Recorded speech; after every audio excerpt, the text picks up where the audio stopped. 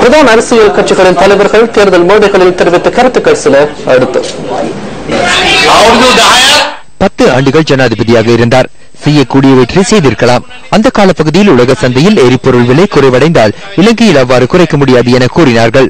ஆனால் நாங்கள் அதனை செய்தோம். இலங்கை அரசாங்கம் ஊழியர்களின் சம்பளத்தை அதிகரிக்க முடியாது என கூறினார்கள். அதனையும் நாங்கள் செய்தோம். அத்தியாவசிய பொருட்களின் விலைகளை குறைக்க முடியாது என கூறினார்கள். அதனையும் நாங்கள் செய்தோம். 1 கிலோ நெல்லுக்கு 50 ரூபாய் கொடுக்க முடியாது என கூறினார்கள். நாங்கள் கொடுத்தோம். இவற்றை அவர்களால் செய்ய முடியாவிடின் 10 ஆண்டுகளின் பின்னர் ஏன் மீண்டும் வர வேண்டும்? ஜனாதிபதியாக செய்ய முடியாது போனதை பாராளுமன்ற உறுப்பினராக வந்து செய்ய முடியுமா?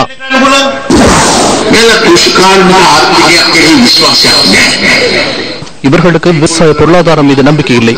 இந்த தேயிலைக்கு சிறந்த கேள்வி உள்ளது. ஏன் கிடைப்பதில்லையா? அன்னத்துக்கு புள்ளடிக்கிட்டது 80 ரூபாய்க்கு எடுக்கவா அல்லது 90 ரூபாய்க்கு எடுக்கவா? தற்போது சுமார் 50 ரூபாய் செலுத்துகின்றனர். நான் கண்டிக்க சென்ற போது 47 ரூபாய் என்றார்கள். ஆனால் நான் உங்களுக்கு கூறுகின்றேன், 17ஆம் தேதி முடிவடைந்து 18ஆம் தேதியிலிருந்து 90 ரூபாய் செலுத்த நடவடிக்கை எடுப்பேன்.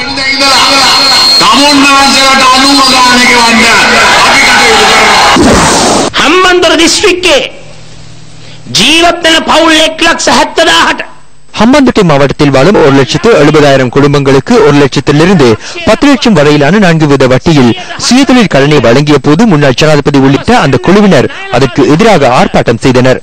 கடந்த ஜனாதிபதி தேர்தலின் போது சமுர்த்தி பயனாளிகளின் பணத்தில் 250 லட்சம் செலவிட்டு 51 சுபநேய குறிப்புகள் அச்சிடப்பட்டன.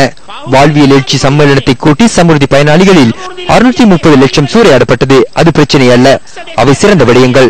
அதனால் சஜித் பிரேமதாச 1 லட்சத்திலிருந்து 10 லட்சம் வரையில் 4 வீத வட்டியில் கடன் வழங்கினால் அது தவறு. இவ்வாறான ஒருவருக்கு நாட்டில் பிரதமராக முடியுமா? 104 පොලියට ණය ලබා දෙන්න යනකොට ඒකට එතුම විරුද්ධයි. ඒ පුද්ගලයාට පුළුවන් රටේ අගමැති වෙන්න.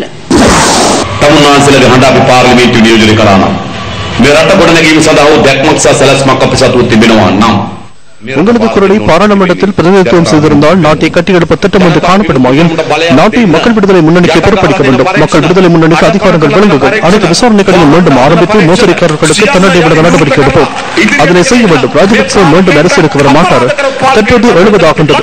வீட்டில் கூட்டணி போட்டிருக்க வேண்டும்.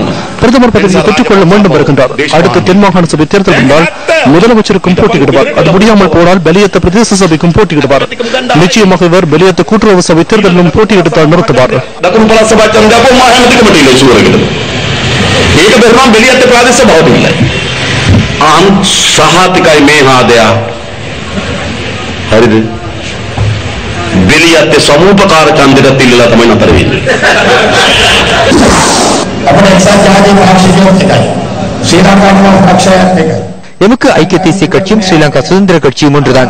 மக்கள் விடுதலை முன்னணியும் ஒன்றுதான். நாட்டில் அரசியல் கலாச்சாரம் ஒன்று கொண்டு வரப்பட வேண்டும் என்பதனையே நாங்கள் கூறுகின்றோம்.